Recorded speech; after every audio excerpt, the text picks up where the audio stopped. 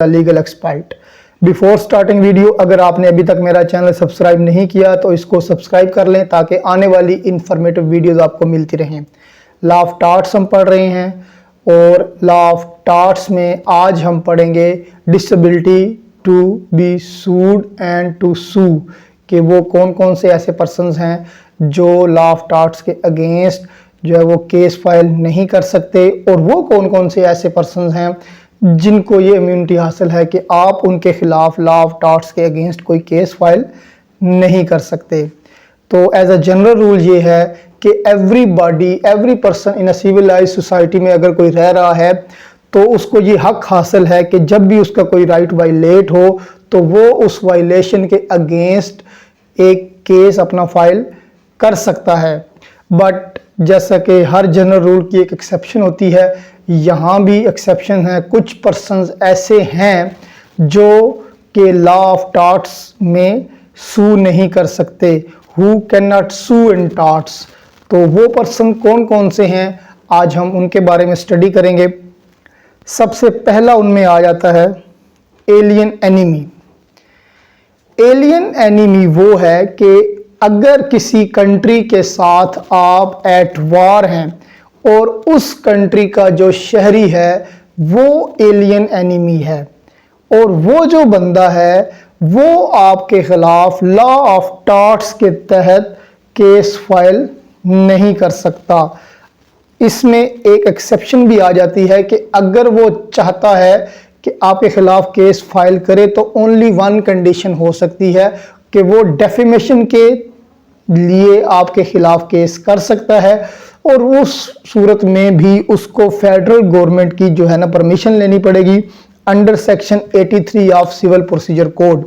Federal government की permission के बगैर एलियन एनिमी आपके खिलाफ टार्ट का केस नहीं कर सकता, और वो भी सिर्फ एक टार्ट में वो केस कर सकता है, दैट इज ओनली डेफेमेशन। तो नंबर 1 पे हो गया alien enemy can not sue in torts. Second आता है माइनर। अब माइनर को अगर आप जनरली देखें तो टार्ट की अगर आप बात करें तो माइनर जो है वो लायबल होता है कि वो सू भी कर सकता है और उसके खिलाफ सू किया भी जा सकता है। अगर माइनर का कोई राइट वायलेट हुआ है तो वो सू कर सकता है अपने नेक्स्ट फ्रेंड या गार्डियन के थ्रू। नेक्स्ट फ्रेंड कहते हैं कि उसके बिहाफ पे कोई और जो है वो केस कर सकता है, और वो जो नेक्स्ट फ्रेंड होता है ये ऐसा नहीं कि उसका कोई गली मोहल्ले का दोस्त होगा, गली मोहल्ले का दोस्त नहीं होगा, इसमें उसके बिहाफ पे जो भी केस करेगा वो नेक्स्ट फ्रेंड कहलाएगा। और दूसरा आता है गार्डियन। तो गार्डियन उसका जो है वो लीगल भी हो सकता है और गार्डियन उसका नेचुरल भी हो सकता है। गार्डियन लीगल वो होता है जिसको कोर्ट ने डेजिग्नेट किया होता है कि ये उसका लीगल गार्डियन है, और नेचुरल गार्डियन वो होते हैं जो माँ बाप होते हैं। तो जो माइनर है वो सू कर भी सकता है और उसके खिलाफ टार्ट का केस हो भी सकता है।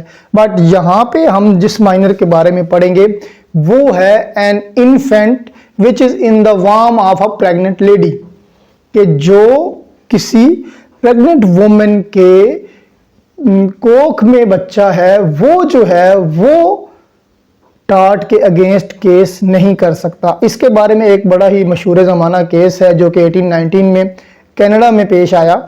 उस केस का नाम है walker versus great northern railways. उसमें यह हुआ कि एक प्रेग्नेंट वुमेन जो कि ट्रेन में सफ़र कर रही थी, तो उस दौरान ट्रेन में एक होलनाक एक्सीडेंट हुआ, और उसी एक्सीडेंट में उस औरत ने एक बच्चे को जन्म दे दिया। अब वो बच्चा ड्यू टू दैट एक्सीडेंट वो मेंटली और फिजिकली जो है वो डिफॉर्म निकला। बाद में उस औरत ने उस बच्चे के बिहाफ पे उस रेलवे कंपनी के खिलाफ केस कर दिया कि भाई इनके नेग्लिजेंसी की वजह से मेरा बच्चा जो है वो फिजिकली और मेंटली डिफॉर्म्ड हुआ है। तो कोर्ट ने ये फैसला किया कि जो भी बच्चा इन द वार्म होता है या कोख में होता है वो अपने खिलाफ जो है वो केस फाइल नहीं कर सकता, मतलब कि वो अपने खिलाफ हुए किसी भी राइट की वायलेशन पे जो है ना वो केस फाइल नहीं कर सकता, क्योंकि वो भी पूरी तरह इंसान नहीं बना होता, पूरी तरह वो अपने वजूद में नहीं आया होता। तो जहां पे जो माइनर की बात हो रही है वो है अ चाइल्ड इन द वार्म ऑफ मदर। दो चीजें होगी, सबसे पहला हो गया एलियन एनिमी, दूसरा हो गया माइनर। अब तीसरी चीज है, तीसरा पर्सन है कन्विक्टेड पर्सन। तो जो कन्विक्टेड पर्सन है, जिसको डेथ सेंटेंस हो चुकी है या कोई भी और सेंटेंस हो चुकी है, तो वो भी अपने खिलाफ जो है वो टार्ट का केस नहीं कर सकता। नेक्स्ट जो है ना वो है husband and wife. Husband and wife जो थे ब्रिटिश लॉ से, क्योंकि हमने ये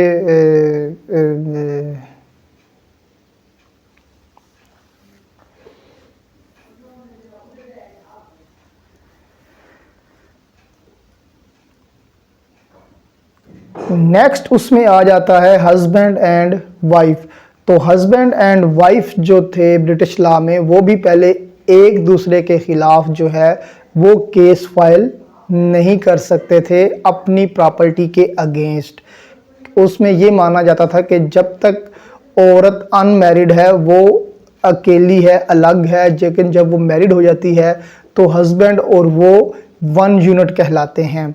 उसके बाद ना वो एक दूसरे के खिलाफ केस फाइल कर सकते थे रिगार्डिंग प्रॉपर्टी, और ना ही जो वाइफ है वो अकेले किसी थर्ड पर्सन के खिलाफ केस फाइल कर सकते थी, अनलेस एंड अनटिल उसका जो हस्बैंड है वो उसके साथ एज अ प्लेंटिफ शामिल होगा, तो वो थर्ड पार्टी के अगेंस्ट भी केस कर सकती थी। लेकिन उसके बाद law reform married women and tort feasor act आया 1935 में। तो उस एक्ट के बाद ये हो गया कि जो इनकी प्रॉपर्टीज हस्बैंड एंड वाइफ की हैं वो सेपरेट हो गई, और उसके बाद वो जो हैं वो दोनों एक दूसरे के खिलाफ केस कर सकते हैं regarding their property and the tort against that property. तो जो पाकिस्तान में रूल है, पाकिस्तान में तो रूल यही है कि हस्बैंड एंड वाइफ एक दूसरे के खिलाफ टार्ट का केस कर सकते हैं। अगला जो बंदा है वो है बैंकरप्ट। अब बैंकरप्ट कहते हैं दिवालिये को। दिवालिया बंदा तब होता है जब उसके पास कर्जे वापस करने के पैसे नहीं होते, या किसी भी काम करने के लिए, कोई भी कारोबार करने के लिए उसके पास पैसे नहीं होते। उसको दिवालिया बाकायदा कोर्ट डिक्लेयर करती है। जब किसी बंदे को बैंकरप्ट कोर्ट डिक्लेयर करती है तो उसकी जो प्रॉपर्टी होती है वो या तो बैंक में शिफ्ट हो जाती है, या उस बंदे को पास चली जाती है जिसका उसने कर्जा देना होता है, या किसी थर्ड पार्टी के पास चली जाती है जिसको उस प्रॉपर्टी का ट्रस्टी लगा दिया जाता है।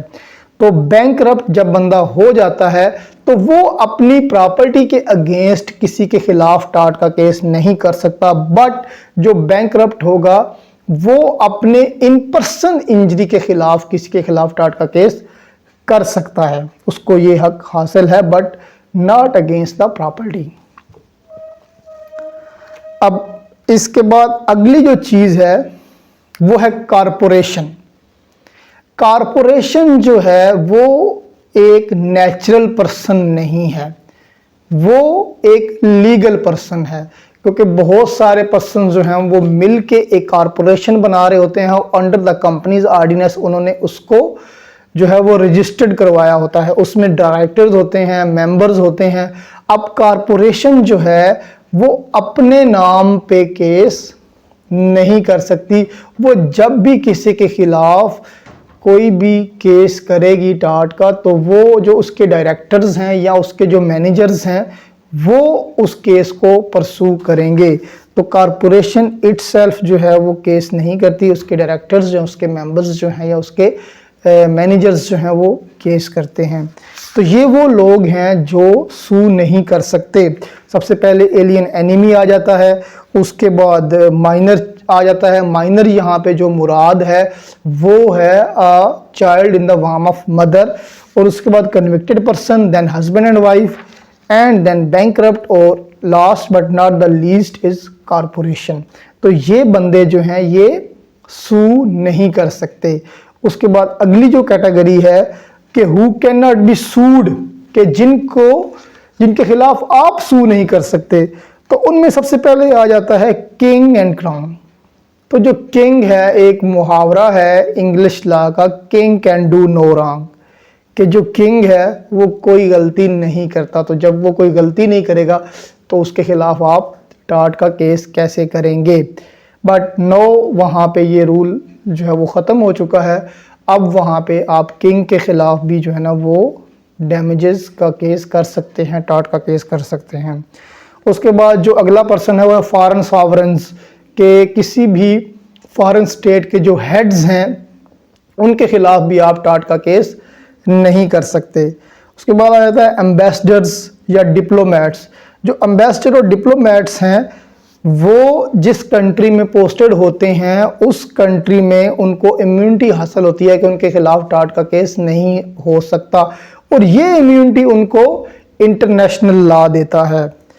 उसके बाद पब्लिक ऑफिशियल्स आ जाते हैं। Public official in the course of their public duty, in the course of their duty, अगर वो कोई ऐसा काम करते हैं जो अदरवाइज टाट बनता है लेकिन उसके खिलाफ आप अप्लाई नहीं कर सकते, आप सू नहीं कर सकते। फॉर एग्जांपल कोई पुलिस ऑफिसर है वो आपको अरेस्ट कर लेता है, कोई जल्लाद है वो फांसी पे चढ़ा देता है, तो जो public officials in the course of their official जो है ना ड्यूटी वो कोई काम कर रहे हैं तो उनके खिलाफ टाट का केस नहीं हो सकता। तो ये वो पर्सन्स थे जिनके खिलाफ टाट का केस नहीं हो सकता। हु कैन नॉट बी सूड, पहले जो हमने स्टडी किया वो ये थे कि हु कैन नॉट सू, और अब जो हमने